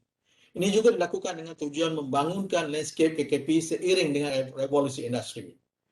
Di dalam strategi 6 ini, memantapkan keselamatan dan kesihatan pekerjaan melalui teknologi, 3 program telah dirancang, iaitu pertamanya program 1, pembangunan tempat kerja pintar berpaksikan IR 4.0. Ini program ini menekankan penggunaan teknologi KKP di tempat kerja, terutama di tempat kerja yang berisiko tinggi. Ini bukan sahaja dapat mewujudkan tempat kerja yang lebih selamat, malah ia juga mampu memastikan pekerja mempunyai tahap keupayaan fizikal dan kesihatan yang baik. Manakala program yang kedua, yakni pembangunan ekosistem teknologi dalam KKP, program ini dirancang untuk memastikan teknologi diamalkan secara meluas dalam KKP. Satu ekosistem perlu diwujudkan di mana pelbagai pihak saling menyokong antara satu sama lain. Kolaborasi perlu dibentuk di antara pihak industri, yakni sebagai peranan utama yang boleh memberi input ilmu pengajaran dan amalan terbaik, manakala pihak universiti sebagai sistem yang mempunyai kepakaran dan mampu menyokong ilmu teknologi agar berkembang, sementara komuniti sebagai orang awam yang memahami dan menyokong secara langsung usaha berkaitan KKP dan JKKP sebagai pemudah cara untuk mewujudkan kolaborasi. Dan yang ketiganya, program pengurusan risiko KKP melalui teknologi digital. Program ini menekankan penggunaan teknologi digital bagi memudahkan pengumpulan dan penaksiran maklumat berkaitan KKP. Pengesanan risiko tempat kerja mampu dikesan lebih awal dengan adanya sistem digital. Hadirin yang dihormati sekalian, kita sudah maklum pada masa ini dunia dan negara kita masih berdepan dengan pandemik COVID-19. Selain ancaman terhadap kesihatan awam, pandemik ini juga menimbulkan gangguan ekonomi dan sosial rakyat bukan sahaja di Malaysia, malahan di seluruh dunia. Impak pandemik ini juga menyebabkan peralihan secara drastik ke norma baru pekerjaan, seperti kerja dari rumah dan pelaksanaan aktiviti kerja dalam talian secara tidak langsung, penggunaan aplikasi teknologi seperti sistem fizikal, cyber dan internet segalanya, yang kesemuanya telah digariskan dalam ketiga-tiga program yang telah rancang di bawah strategi ini dilihat sangat relevan dan memberi manfaat pada semua dalam mendepani cabaran isu kesihatan awam tanpa sepadan, termasuk di tempat kerja dalam situasi ini. Walaupun penggunaan teknologi dalam KKP berkemungkinan menelan belanja yang besar, ia masih akan mendatangkan keuntungan jangka panjang, terutamanya pada masa pandemik COVID-19 ini. Hadirin yang dihormati sekalian, balik pada tema bengkel penyelidikan yang akan berlangsung selama 2 hari ini, iaitu New Challenges of Occupational Safety and Environment in the Industry 4.0 Era. Saya yakin banyak penyelidikan baru dalam bidang teknologi akan diketengahkan bagi meneroka cabaran baru terhadap aspek keselamatan dan kesihatan pekerjaan ini. Ini juga adalah selaras dengan objektif bengkel ini diadakan untuk mengalahkan penyelidikan yang lebih inovatif bagi memastikan keselamatan dan kesihatan pekerjaan negara di revolusi perindustrian keempat.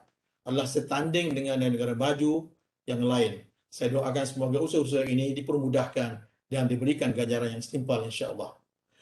Sebelum saya mengakhiri ucapan saya, sekali lagi saya berharap agar semua penemuan, penyelidikan dan ilmu yang baru diketengahkan berkaitan IR 4.0 dalam keselamatan dan kesihatan pekerjaan dalam bengkel penyelidikan selama 2 hari ini dapat digunakan dan dimanfaatkan sepenuhnya bagi memastikan tahap keselamatan dan kesihatan di negara kita berada pada tahap yang paling baik.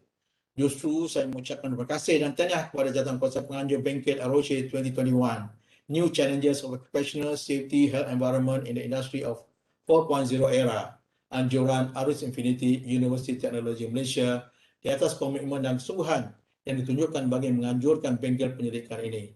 Dan juga saya ucapkan kepada semua pembentang peserta kerja dan peserta yang hadir di atas komitmen dan kerjasama yang diberikan.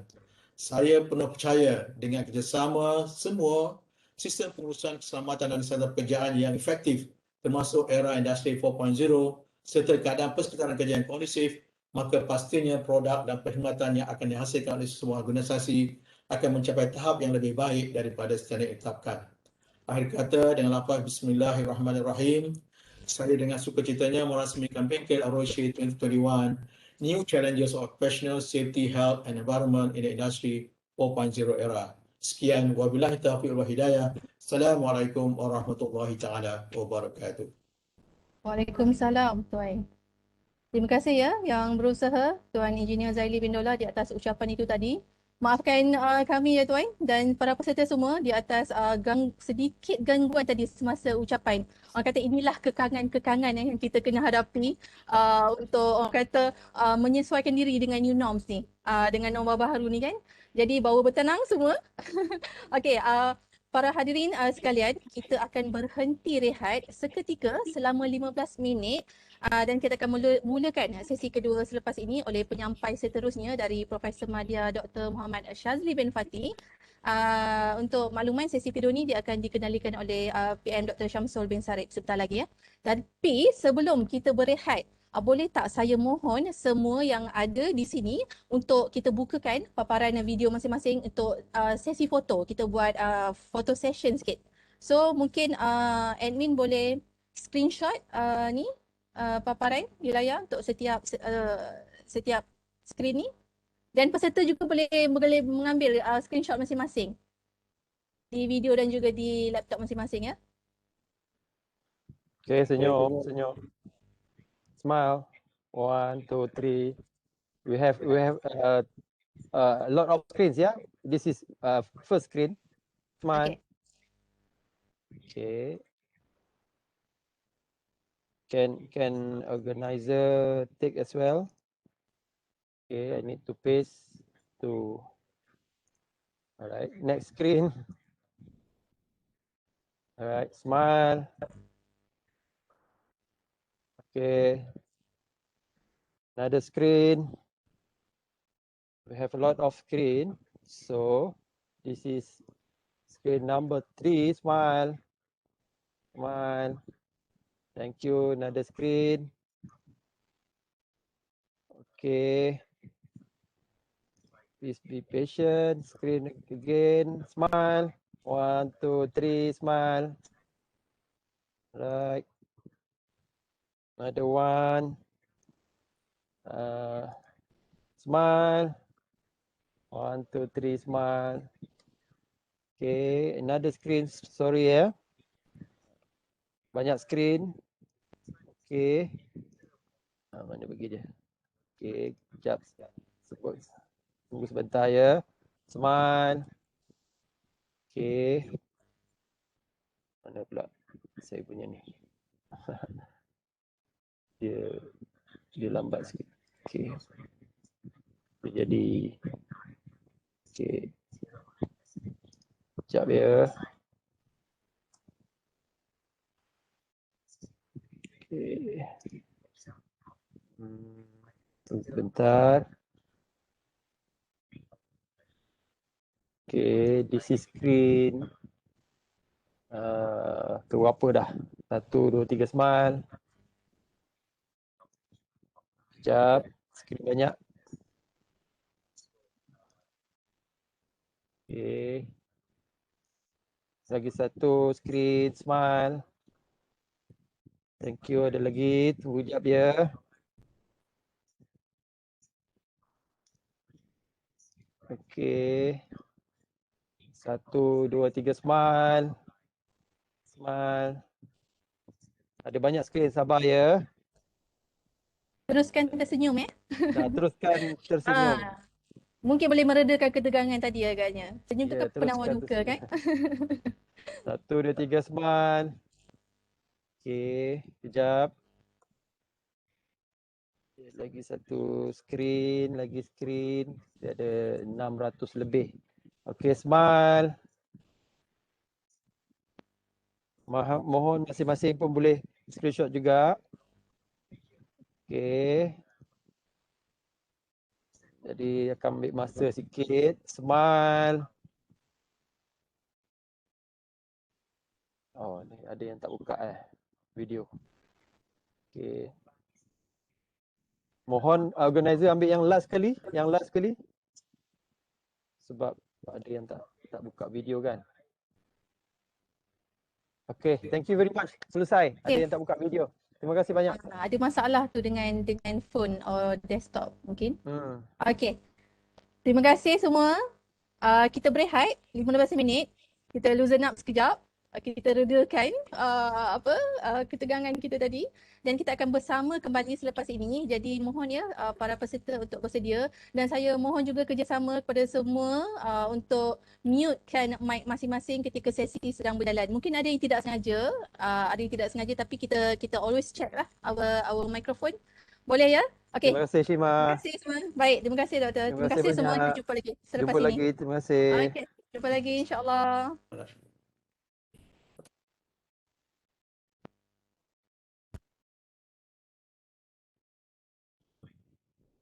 Okey, kita akan berjumpa lagi pada pukul 10.45 pagi dengan speaker yang kedua oleh Profesor Madya Dr. Shazli. Okey, stay tune, tunggu. Dan kalau nak exit boleh, nanti jangan lupa masuk balik pukul 10.45. Selamat menjamu selera untuk minum pagi di rumah masing-masing.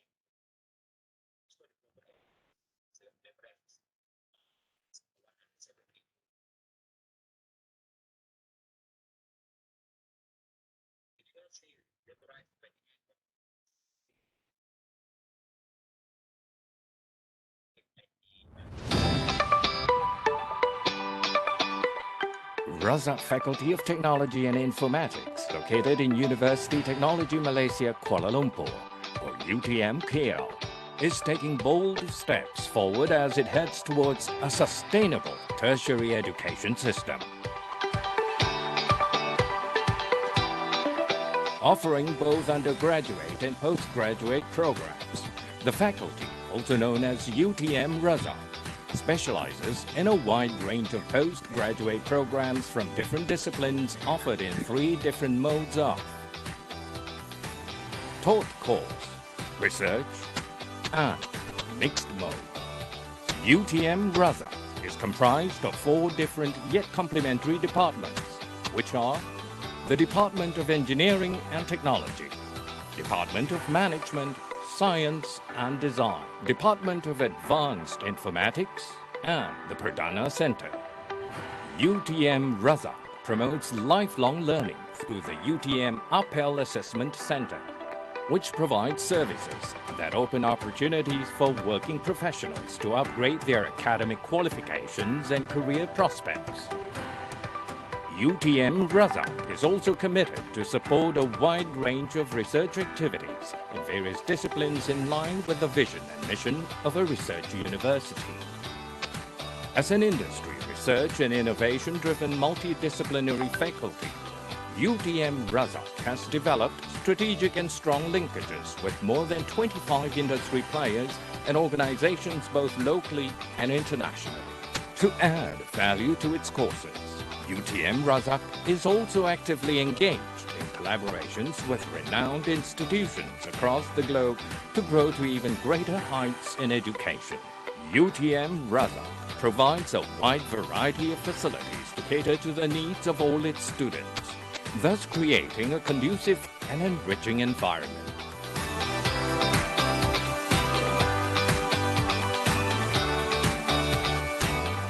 UTM Razak's solid team of academicians from various disciplines is its strongest asset, providing students with a path to a brighter future. UTM Razak, passion for excellence.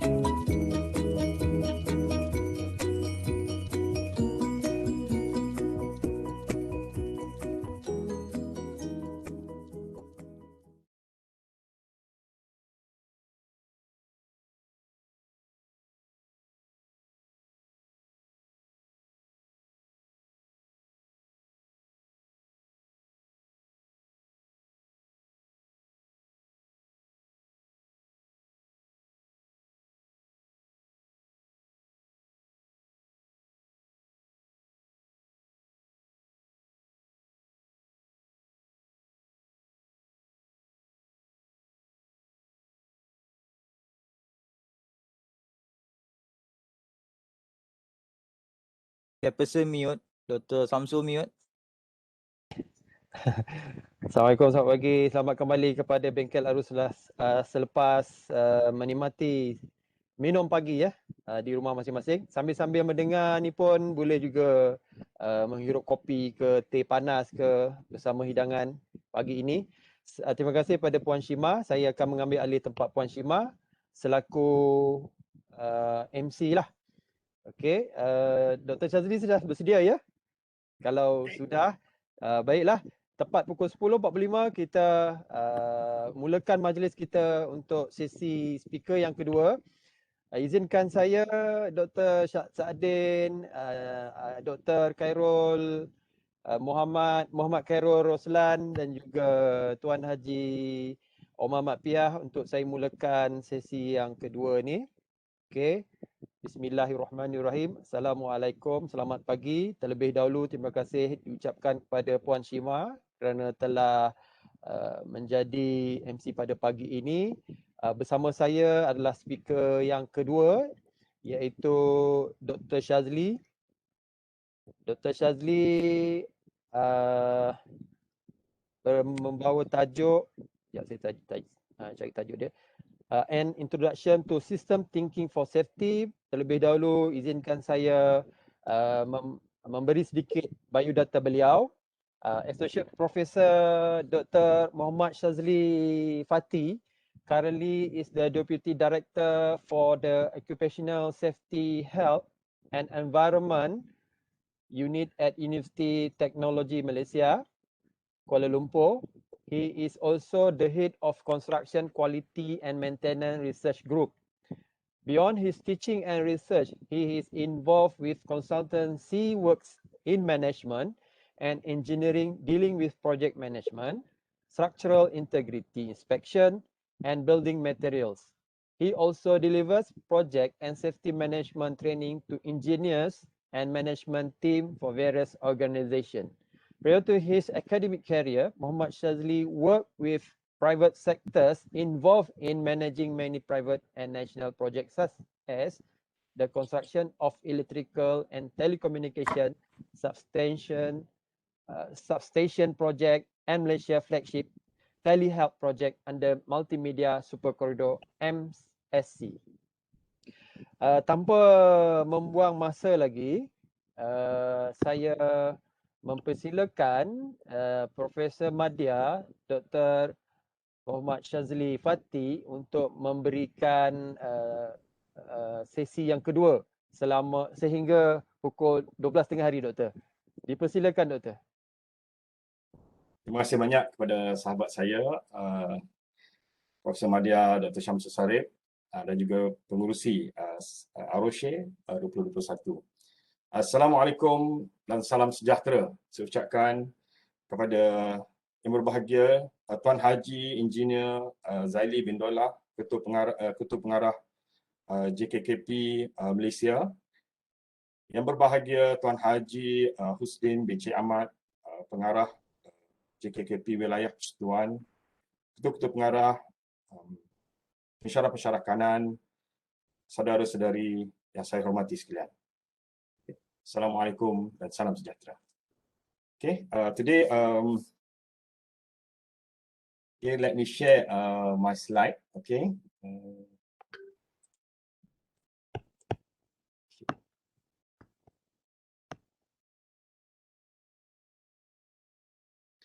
Okay, thank you very much again for attending this session. I'm pleased to be here to talk about system thinking for safety. This is a very brief introduction to system thinking.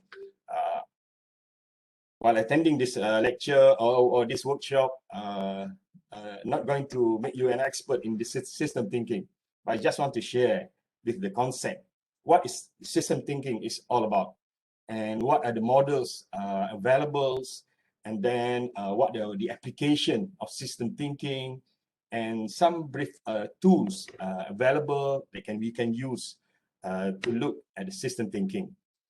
Before we go through, maybe we need to look at the challenges. Okay, challenges facing safety and health in the workplace. I believe some of you know that this is the challenge that we face nowadays. According to ILO, International Labour Organization, they released a report in 2019. There are 4 critical areas, which is technology, demographic, sustainable development, and change in work organization. But nowadays, after that, come COVID-19 pandemic. That is another challenge that I think we can look together what this challenge poses to us as the professional in safety and health. Okay, I think firstly about technology, I believe Dr. Halim have explained very detailed about Industry 4.0. Okay, rapid advancing technology, of course, will affect almost every aspect world of work, especially today, especially when we deal with digitalization, robotics, and the use of nanotechnology have revolutionized the workplace, but also have simultaneously raised serious OSH concern. For example, okay, increased digitalization can provide opportunity for real-time of workers to reduce hazardous exposure, or we are able to also anticipate, conduct a risk assessment. But sometimes this digitalization reduce the privacy through the collection or recording of sensitive personal or organization information. This is something we have to think as well. Also, and then second part is the demographic. If you look at the current trend, okay, the global workforce is in constant flux. In certain regions, youth population are expanding, while in others, population are aging. So we are sometimes our developing countries, our aging population, the rate of aging population is very high, especially if you look at the very developed country like Japan. They are aging workforce. So, and then the gender gaps in labor market persist in both developed and developing countries. Sometimes women are more likely to work in non-standard work environment or arrangement and in home-based platform. But nowadays, yes, of course, everybody, we also work from home. Okay, but this, when working at home, pose a different hazard or environment. Okay, sometimes we need to oversight in a non-formal setting that cause a unique challenge. For example, currently we have increasing the effect of MSD, musculoskeletal disorder, and face high risk of developing MSD when compared to previously. I myself, okay, now I'm presenting with you. I'm standing to present to you because yes, to reduce the what we call the problems of sit too long on your chairs. Okay, this affect us. Okay, and then when we talk about sustainable development, okay, sustainable development is issues where yes, human-induced climate change is major driving transforming the world of work. Air pollution for coal mining, for example, will impact, of course, the miner. But in this global carbon, what we call the figure, you can see the natural carbon cycle, especially when we talk about construction industry, okay, where we use as a concrete from cement, okay. This also increase some of the global carbon dioxide circulation between the atmosphere, land, and ocean. This also poses a challenge to us as well. And then organization, okay. This is the thing that are very is happening nowadays. Okay, change in work organization. The demand of an increasing globalized world have led to a growing number of workers involved in excessive hours of work and non-standard form of employment sometimes through third parties or sometimes outsourced. Okay, the growth of globalized platform economy has blurred the line between home and work. Especially now, we work at home, and on one hand, reducing the stress associated with commuting and increased self-reliance. But while on the other hand, it creating a unique psychological pressure to the workers, especially when we want to balance the demand for work-life and home-based responsibilities. Okay, that's why this is what we call NCD, non-communicable disease like stress. Okay? It happens in our organization or our families. And now came, of course, everybody know this, the COVID-19 pandemic. Okay, now that many countries are implementing our exit strategy from the containment measures, the health impact related to COVID-19. We also have what we call the National Recovery Plan, phase 1, 2, 3, and 4. But I'm not going to discuss this. But this is something very worrying, is the second wave or the potential health consequences threatening us after COVID-19. Okay, I think most of you are aware of this. Where we're going to learn from this. Okay, what we can learn from the previous recession is about economic factor. There is no clear answer. Sometimes recession can cause both a mix of positive and negative effect on both morbidity and mortality of the people or workers. Okay. Moreover, this effect can be expected to differ between socioeconomic groups.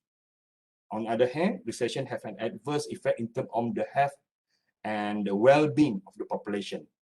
Unemployment and job uncertainty negatively influence self-esteem, stress, and mental health, as well as physical health. Okay, the number of suicide and overdose deaths can be higher during this economic crisis. So this is another challenge that might face us as AROSHE practitioner. Okay.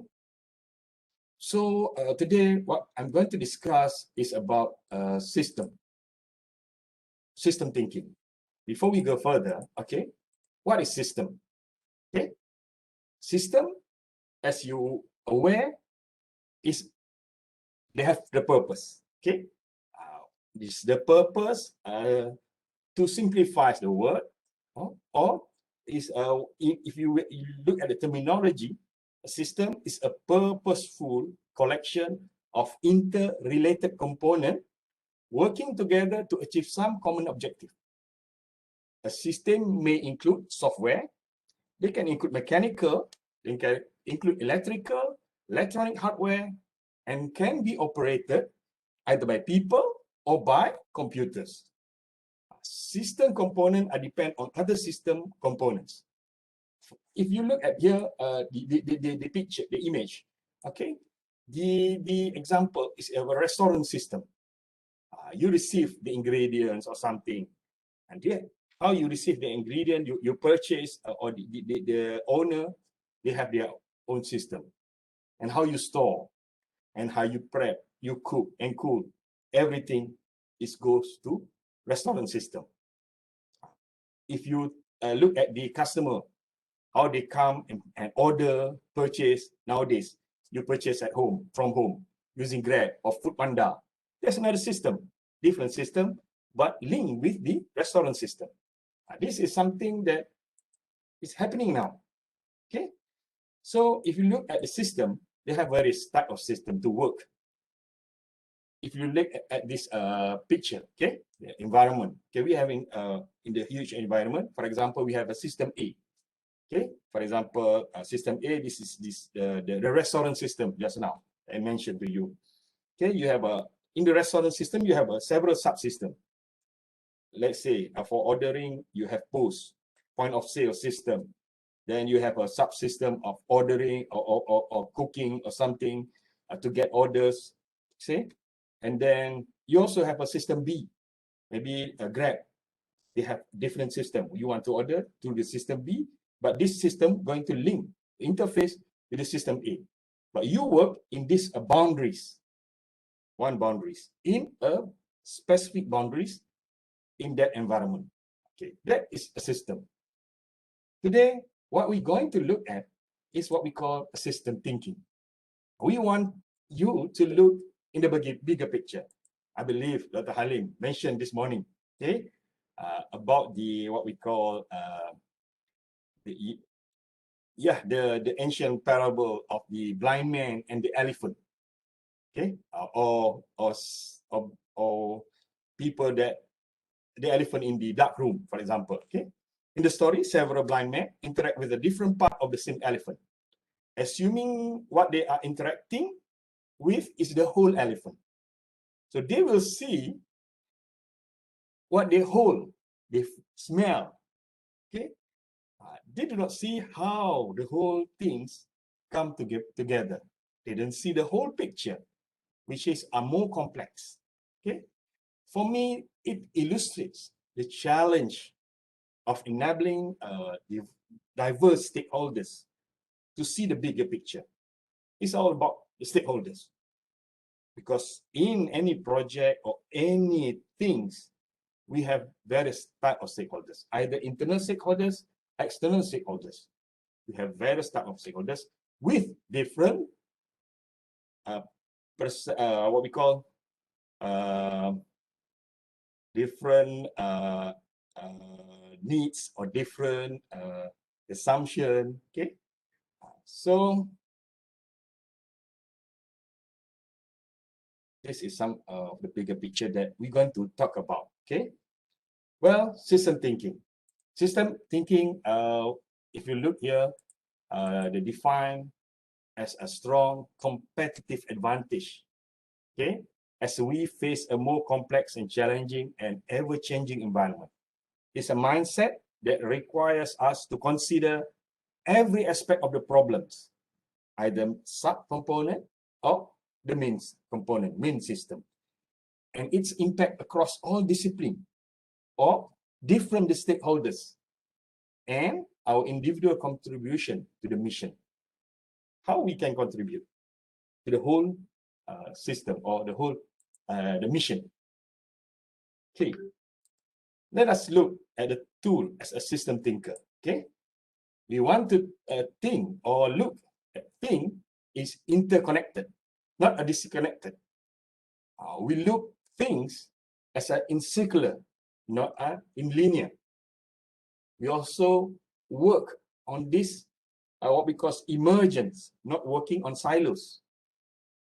We take all parts, take it as a whole, not different parts or components. And then we synthesize, not just analyze. Previously, as in some part, we just analyze. That's it. This is the result. It's not enough. We analyze. Then when we need to synthesize from several analyses connected, working on a relationship, not in isolation. Okay, I like to share with you maybe the aircraft system development. Okay, this is very interesting. Okay, how this aircraft been developed. Okay, if you look at the picture, okay, each components came from various parts of the world. Each component been developed in various parts of the world.